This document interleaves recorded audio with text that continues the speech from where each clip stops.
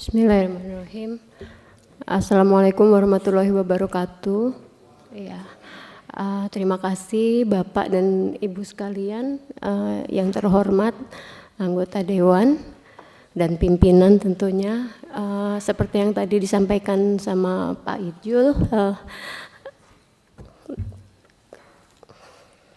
saya sangat berterima kasih sekali. Saya mewakili keluarga, ini ada adik-adik, jadi maaf, sangat berterima kasih karena memang kami rasa ini sangat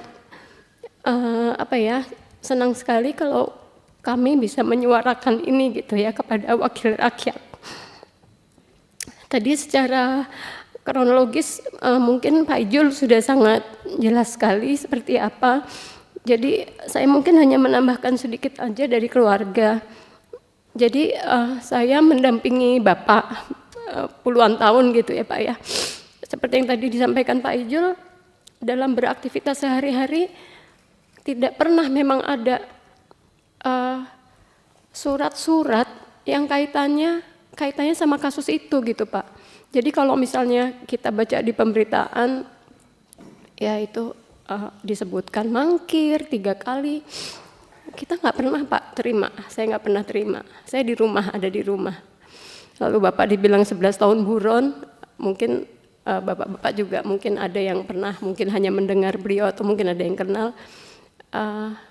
Bapak kan ada di mana-mana juga Pak, sering jadi pembicara, lalu juga bekerja Pak, pernah di swasta, di BUMN sampai di 2 kementerian. Sangat mudah ditemukan, jadi ya alhamdulillah, tapi keluarga kami insya Allah bisa kuat, anak-anak bisa kuat, dan proses pengambilan Bapak pun itu juga kami kaget sekali ya. Kami baru turun, kami mendarat di bandara sekitar jam 4:30, 5 sore, paspor saya dan anak-anak bisa keluar, ternyata Bapak nggak bisa, katanya ada catatan. Pendek kata saat itu kami langsung dipisahkan Pak.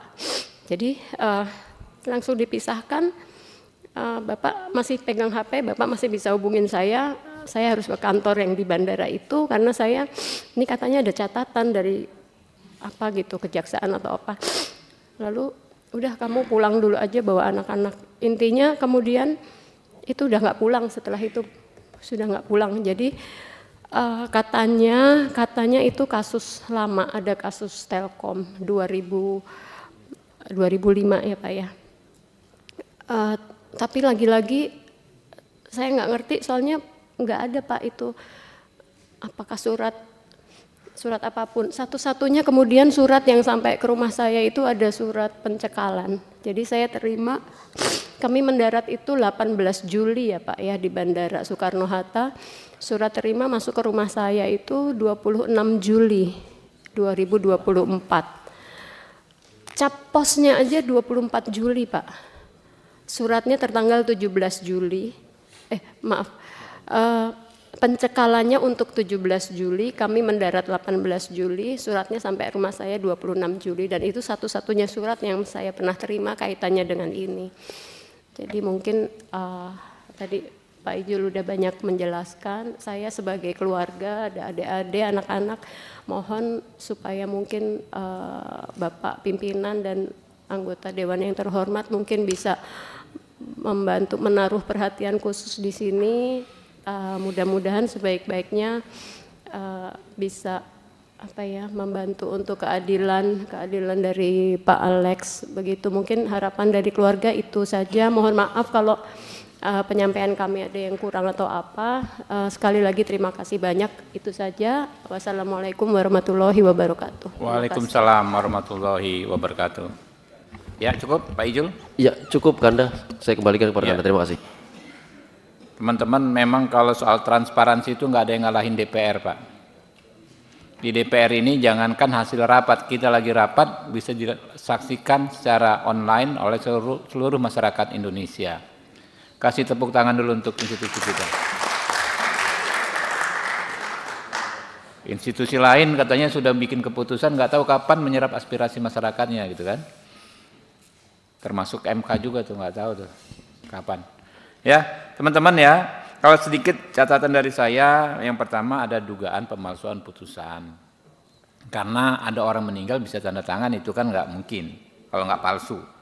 Yang kedua tentang prinsip business judgment rule di Undang-Undang BUMN yang sudah sah sekarang, sudah berlaku saat ini, seharusnya juga sudah diterapkan oleh Majelis PK. Nanti Pak Ijul mungkin kan ada yang namanya azas terdakwa, tersangka, terpidana itu harus mendapatkan kalau ada undang-undang baru yang lebih menguntungkan, itulah yang digunakan. Kurang lebih itu. Nanti bisa dimasukkan ke situ dan kami pun nanti dalam rekomendasinya juga akan menyampaikan hal tersebut. Ya, jadi nanti dicari prinsipnya tenaga ahli ya. Prinsip undang-undang baru yang lebih menguntungkan itulah yang diterapkan pada tersangka terpidana. Kalau ini juga menarik, pasal 55 ya, dader, medadader, widlocker, orang yang melakukan, membantu melakukan, kemudian membujuk untuk melakukan. Nah, yang melakukan saja nggak dihukum, bagaimana mungkin ada orang yang dihukum karena membujuk untuk melakukan atau membantu untuk melakukan? Ini agak-agak ajaib tuh. Itu diferensiasi putusan. Ya silakan, ini ada banyak pakar-pakar hukum, sudah lengkap dan sudah hampir full fraksi nih yang hadir saat ini. Di belakang itu ada pakar hukum, anak muda paling keren itu. Silakan anak muda. Pak Sudeson Tandra dari fraksi Partai Golkar. Ya, terima kasih pimpinan, anggota Komisi 3 yang saya hormati, keluarga istri dari Pak Denny ya, dan Pak Yulis Ibran ini sering saya lihat di TV, keren juga ternyata. Ya. Saya yang belajar banyak dari Bang Sudeson ini, pengacara senior ini. Enggak juga. Terima kasih. Memang ini salah satu akibat dari penerapan sistem kamar yang setengah-setengah di Mahkamah Agung. Tadi apa yang dikatakan oleh pimpinan itu udah benar sekali. Bahwa penegakan hukum yang bersih, adil, itu bisa terlaksana kalau ada unsur transparansi. Jadi kami terus terang mengkritik keras itu ya. Bukan saja itu di Mahkamah Agung ya. Tapi juga di KPK, di kepolisian, kejaksaan, semuanya kalau kita mau tertib dan bersih harus transparan.